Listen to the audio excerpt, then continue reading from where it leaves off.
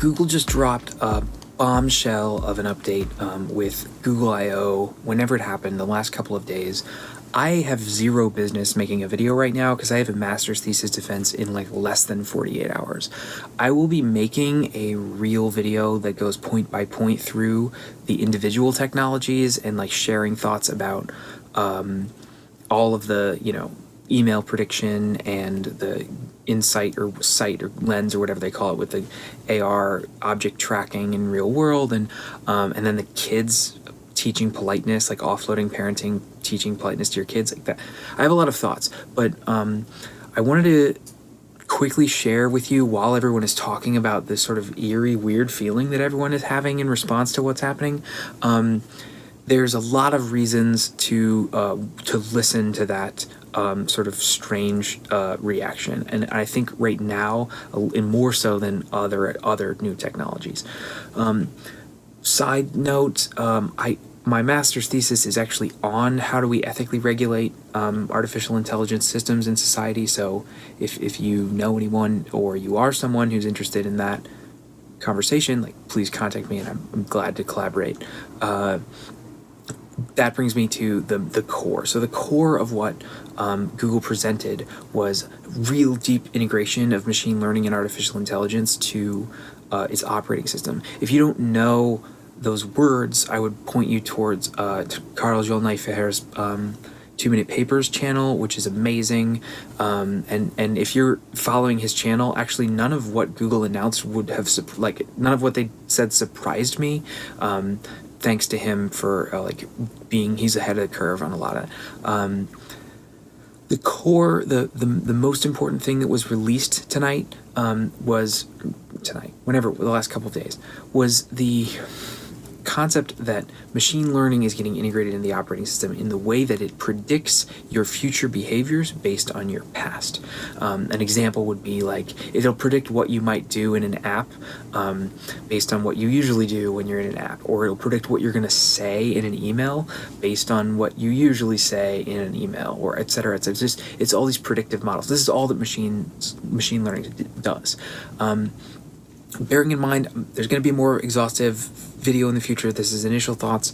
The tension here, I think, can really be summarized by the distinction between ethics and science. Ethics is about creating the world, looking into the future, and asking the question, what should the future be like? Ethics, in that way, is very much future-oriented. Science, however, is past-oriented in a way, right? It's about prediction, but it's not about creation, right? Science says, oh, is this glass going to fall when I drop it? Yeah, oh, look, it fell, right? It's about looking at the material world and figuring out what it's going to do next. There's no directedness in science.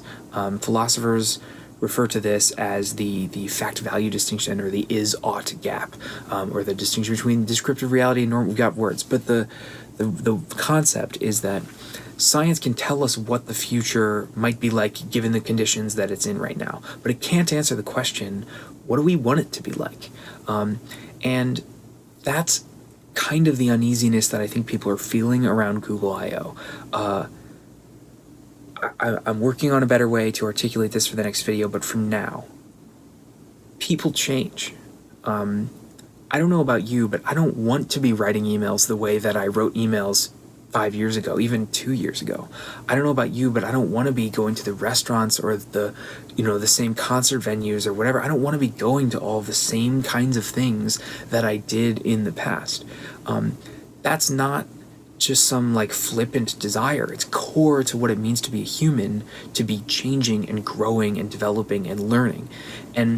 And progressively, and in a big way with this update, we're passing more and more of our decisions off to machines. And if machines, which are run on the science principle of just mere prediction without values being interspersed in, we give up a core component of that ethical or that self-creative or that human element of creating the future based on what we desire for the future, not based on what the past was merely like. So, wrapping it up, they're merely predictive as opposed to being reflectively generative, reflectively creative, human deciding. And I hesitate to bring it up now because it's such a massive topic. This is a big piece of what is coming up in the thesis that I'm defending in 2 days, incidentally. The reality is it's not going to ever be merely predictive. If it's making a decision for you, there are going to be implicit values in that decision making. The books are spread all over the place, so I can't hold them up, but Safiya Umojinoble, Kathy O'Neill, Virginia Eubanks, there's plenty of people who are studying how machines really shouldn't be making ethical decisions. And to give you just a one example of that, there's an algorithm that was formerly known as Compass, and its name has been changed, I don't know to what, that is being used for prison sentencing. So welcome to the future. It's 2018, and we're talking about how to use the same kind of stuff that's like, oh, it's a shirt that's a similar style to the shirt that I want. Except it's like, oh, it's a prisoner that should go to prison for about the same amount of time as this other prisoner. This is like a big chunk of what I want to study. But this Compass algorithm effectively makes predictions about what this prisoner is going to do, and then makes sentences as a result. The problem is, I don't even want to bring it up because it's such a complicated. The problem is the algorithm was shown pretty conclusively to be very racist, and Safiya Umojinoble's work with algorithms of oppression, which I totally recommend, and follow her on Twitter if you are interested.